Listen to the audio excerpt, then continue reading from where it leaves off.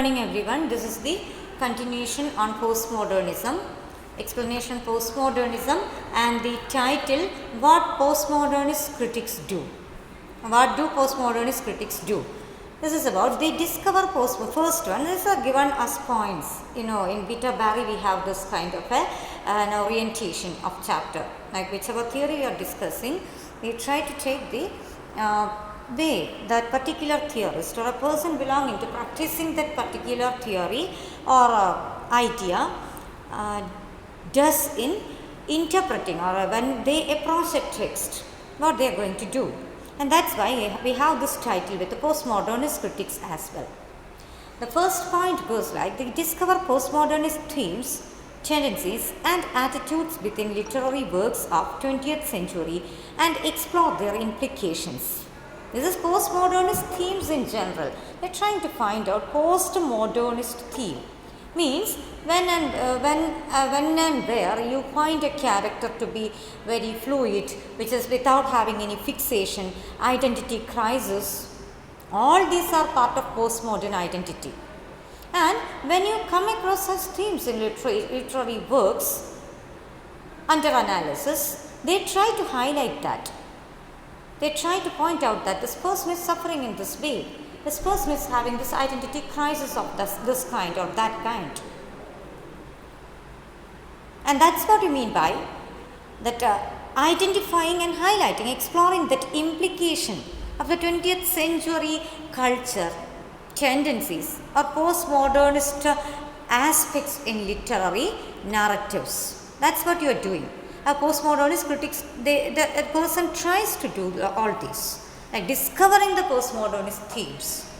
So identity crisis or some other existential crisis, all these are part and parcel of a postmodern identity. We are trying to identify that in literary works as such. Then second point is the foreground fiction which might be said to exemplify the notion of the disappearance of the real.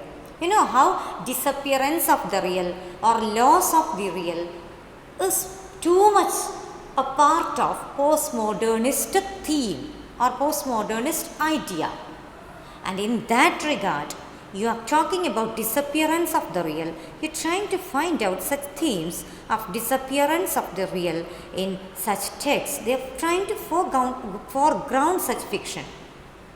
Certain fiction which deliberately portray the loss of the real and such other themes you are trying to highlight or you are trying to foreground, in which shifting postmodern identities. This is one of the major themes, like shifting postmodern identities, and that one clear-cut example we discussed yesterday, with the faculty changing the opinion regarding assignment submission, or then the problem that you come across with that kind of a shift in identity, decision, narratives. All those you also find difficulty with dealing such situation. You find it very difficult, and there you are having shifting postmodern identities. That example we took from daily life, but such examples when a postmodernist critic comes across in a literary analysis, interpretation, they highlight that. They try to emphasize on that, and they try to build up their interpretation on that, based on that.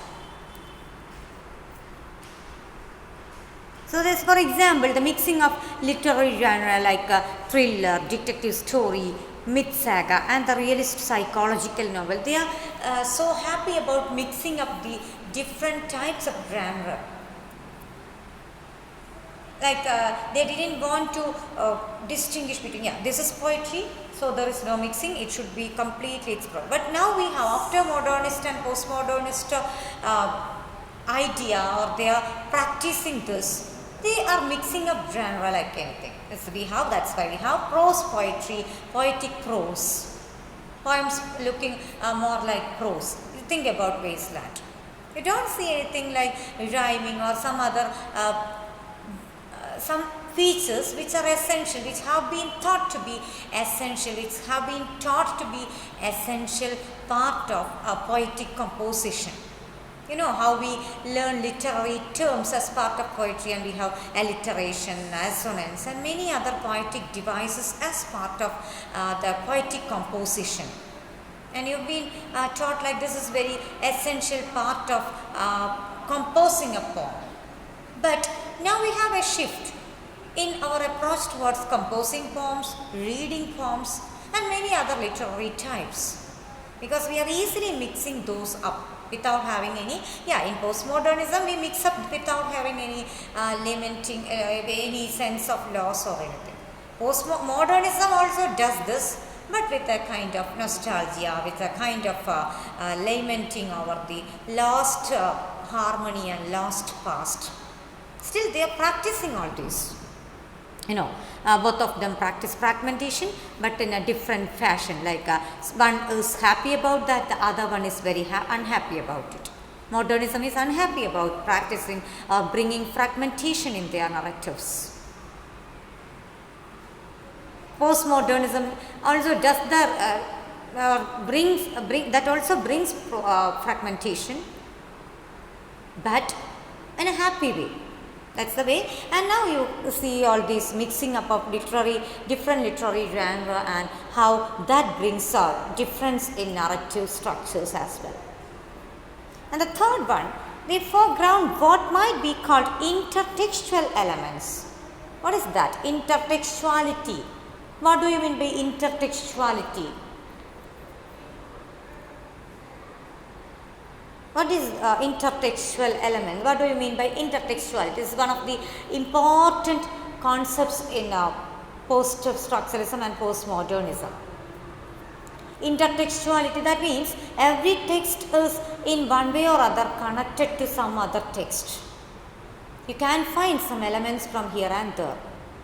There is no barrier or boundary between languages, cultures, nation or nationwide geographical differences. All these things do not matter, because literature is essentially about portraying human character, human nature, human beings. So we all we have a shared conscience, and that is there, that shall be there in portraying literature, or in portraying our representatives through literary works or some other creative representations, where you can find out, irrespective of all these barriers like national and geographical and other boundaries, we have mainly linguistic barriers. We have intertextual elements.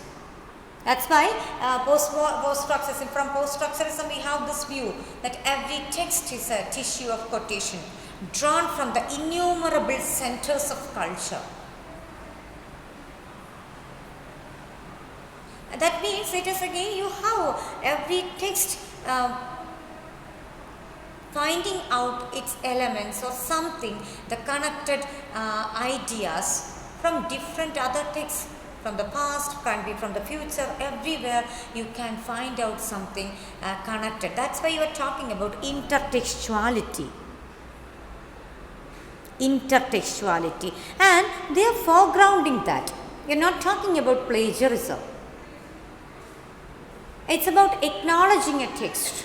You're taking a part of the text, or you are drawing a particular phrase or a particular aspect from one of the authors, from one of the texts that you have read, and in your writing, if you're using that, if you acknowledge that particular thing, it becomes part of intertextual element. It becomes an intertextual element of your creative writing. Plagiarism is entirely different. You're not talking about plagiarism, but intertextual element. And you will see in literature such as parody, pastiche. Think about parody. Don't go for another literary writings or anything, but parody you are fine. You are much familiar with parodies. Once you hear the composition in the form of a parody, you can definitely identify From out of which song or out of which song or which song is used, which is the base on which this particular composition is made. That's what I mean by parody, and it has definitely some intertextual element with some other text. Text means some other writing or some other composition. Text doesn't refer on text not only refer text. Text, the term can refer to many things, not just writings. Please take that, it's a very fluid term. It's a fluid term.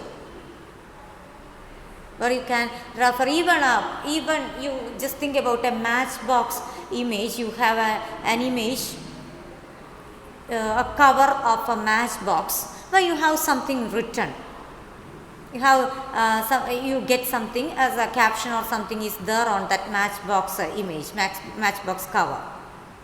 If you try to analyze that, it becomes the text of your analysis. So text is a very flexible term in the context of the new or modern literary theory. They emphasize that. That's why from postmodernism, the new writers, we have text like from work to text. Work is somewhere fixed. It always goes back to an author, the emphasis upon the creative person behind that.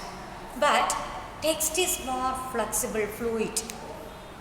You get that text, and now in the context of these theories which promote the textual analysis, they get a poem for you to read without mentioning the author. That's why you say it's from work to text, from work to text. And now you can see the intertextual elements. If you have the intertextual elements, it becomes more flexible, and like allusions also are part and parcel of that such intertextuality. Allusions. When you take a modern writing, you can see allusions from Bible or Quran or some other religious text. If you mention Christ or cross or crucifixion or some other characters, prominent characters from Bible or any other religious text, that is allusion. You are alluding to that text. You are alluding to that text. In all of which there is a major degree of reference between one text and the other. So without having a reference or without knowing something about that, the other text, the base text or the reference, that intertextual connected text, you cannot go for a proper reading of that or interpretation of that, or understand at least a basic understanding of that text at hand. That's why it's about allusions. All those intertextual elements are very important. So you know, postmodernism or post-structuralism, they are more in search of the text and the interpretation. For that they go in search of etymology and many other aspects which are immediately and inherently connected with the text. If not with the author's background details and all, they try to focus upon the textual elements and they delve deep into that for that purpose. They take too much effort and pain to get ideas, in-depth ideas which are hidden, which are almost like the unconscious of the text. Now, rather than between text and a safely external reality. Yeah, allusions. To go in search of an allusion or some other intertextual elements, you have to take effort. It's not just as you try to assume the reading meaning, interpretation by your knowledge of your basic experience or what you see outside, what is readily available as an external reality. That's the surface level reading. A poem is at hand, you are going to interpret that. You never think about some other external resources like intertextual elements, but you try to, you just go and search for the meanings of the terms which are unfamiliar for you, and you are satisfied with that. That's just about depending upon the safe external reality. But here in postmodernism or post-structuralist reading, they delve deep into that. They want to go into details and some other external extra or elements which are connected with the text. Okay. Then the fourth point, the foreground irony, in the sense described by Umberto Eco, that whereas the modernist tries to destroy the past, the postmodernist realizes that the past must be revisited but with irony. See this? Yeah. The other one, modernist tries to destroy the past. It's given in red color because it is about modernism, and postmodernism, whatever belonging or is connected with the postmodernism, I tried to make it in green itself to make it more clear for you, because that is the theory that we are discussing. But without discussing modernism, we cannot help doing anything but with the postmodernism. So better we discuss it together at times whenever it is needed. Here modernist tries to destroy the past. It's about they are lamenting over the past, lost past, and they are always in a mood where they are not satisfied, they are unhappy about what is there, and they are not happy about what is at hand at present. But postmodernism is having a different stance in dealing with the past. They say that past must be revisited. It is not something to be erased. It should be revisited, but with irony. It should not be with a kind of respect or anything, but you can visit it or revisit it with irony. You can be critical about that. Why should you think that before war it was everything better, it was something very really better, really preferable? Even before that, human existence had been under crisis. If not with the same intensity and crisis as we see after the world wars. Definitely world war had much impact upon the whole centers, the culture and any other domain of human existence. But even before that, the existential crisis, the dilemma, the fluid, then the influx, the identity crisis, everything could have been there with every individual. Why do you think that this is just about postmodern time that we have identity crisis of this kind? So every time you have to revisit the past with an irony. You just go and read out the text of the past, where also you can see elements of that kind, where people are absurd in themselves but without getting highlighted, highlighted. We will come across Waiting for Godot and these two people who are essentially absurd. They are absurd in themselves, in every act and every moment of their being on stage or in the portrayal. They are absurd. Their deeds, their works, their being, everything is their conversation. Whatever they do, everything is absurd. But at that point, you have to think about other moments where also you can be absurd and you can be you are having identity crisis of that kind. Then the fifth point, they foreground the element of narcissism in narrative technique, that is, where novels focus on and debate their own ends and processes and thereby denaturalize their content. See that? Some of the writings you can see critically analyzing its own that genre or discussing novels. Writings about writings. We will try to list out a few. Or you can go for the details of that later. Like writings, inside writings you are talking about the crisis of a writer, or even about the making of a poem, or making of a creative work, the problems you undergo. So that is not actually the way you usually mean in literature. In the traditional sense, you wanted a hero, you prefer a hero and some crisis he undergoes. You know how strict it was about the concept of hero and all during the traditional time, at the time of the traditional classic time period and all. You know how strict they have been about all these elements. Yeah, it should be like this, it should be like that, the length of the play should be like this, the characters should be like this or that. All these concepts had been practiced or taken for granted for all the while. But with the modernism and postmodernism, we are shifting that pattern. We are changing that stance. In creative writings, we are taking a different stand. You're going to have a kind of, novels focusing on debate of their own ends and processes.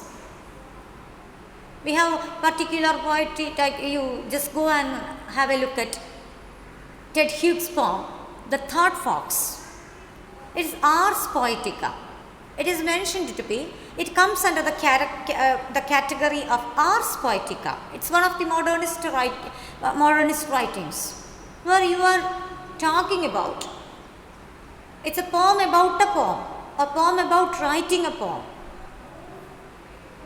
That means it is somewhat different from the traditional sense of a poem usually discussing a love affair or some other scenic beauty, or about even the romantic time. You know how they differed in their subject matter, selecting the subject matter and content. But we did have a practice to see the narrative structure in that way. Like, yeah, you take a theme, you base this particular in Beowulf. Think about Beowulf, a very traditional poem, where you talk about the hero and his deeds. You are highlighting his the strength and courage of the hero. Ulysses, Odyssey.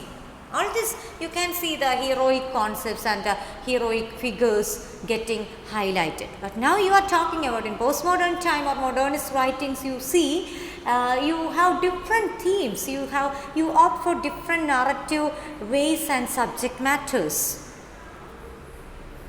and thereby denaturalize their content. You're denaturalizing the content. We had the assumption that such and such themes only should be there in writing.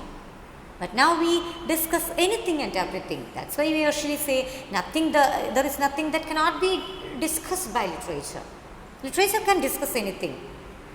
If you don't prefer such and such themes, you can stay away from reading that. But you can never impose a restriction upon the creative mind, which is supposed to, or which can discuss anything and everything that is part of universe and existence. Okay, and the last point, they challenge the distinction between high and low culture and highlight texts which work as hybrid blends of the two. They challenge the distinction between high and low culture. Means what? High and low culture. In the past, even modernism felt it very difficult, or in one way or other they were sad about mixing up those, though they mixed with this. There is high art, something elegant, dealing with the high and heavy subject matter, and popular art, something different, like it is for common people. Popular, not in the sense of the term that we use nowadays, or the very positive sense of the term, like a popular actor, popular actress, popular leader. No, that's not that term. That's not what this term refers here. It's popular means high, and popular means popular is for common people. Their art, something that they can access, they can enjoy. Think about the orally transmitted songs. Think about you are reading in our context. Take about the Malayalam context, where you are going to read a poem without having any base in Malayalam literature. You cannot always read and understand all the poetic compositions in Malayalam. There are tough writers with writers with a tough language. You don't even feel that it's Malayalam. It's our Malayalam. Yeah? You don't understand anything. You just think about some of the poems prescribed for you if you have opted for Malayalam literature as an additional language. Then itself you understand how difficult it is to have an idea about the poem without the help of the teacher. I used to find it difficult, some of the poems at least, because we think that this is our mother tongue, whatever is written in that we will understand that without having any help of others. But that's not the case. Same applies here, like, and again think about an orally transmitted song, like some of the oral, like we term it to be Vaitari, Koitupattu, harvest songs. Those are sung by women when they are together, working together, and you have that flexibility in its language. It's less complicated. Everyone can. You just have, even though you are not that, if any literate person also can listen to that and sing that, enjoy listening to that. So that is a provision for the popular art. And now after the advent or after the coming of postmodernist idea, they want to mix up all this. They did want to erase the distinction between high and popular art. Okay? Yes. So that is the way postmodernists, they try to do or bring all these ideas or highlight all these ideas in their interpretations. Okay? Yes. Now the last section, as usual, we come across in beginning theory text, we always have this part section like which is the theory that you are discussing or we are discussing. You have an idea, you have an example how we can interpret a text in this using this particular theory. And here postmodernist criticism, an example. For this purpose, I sent you that file that is discussing Waiting for Godot. The play Waiting for Godot by Samuel Beckett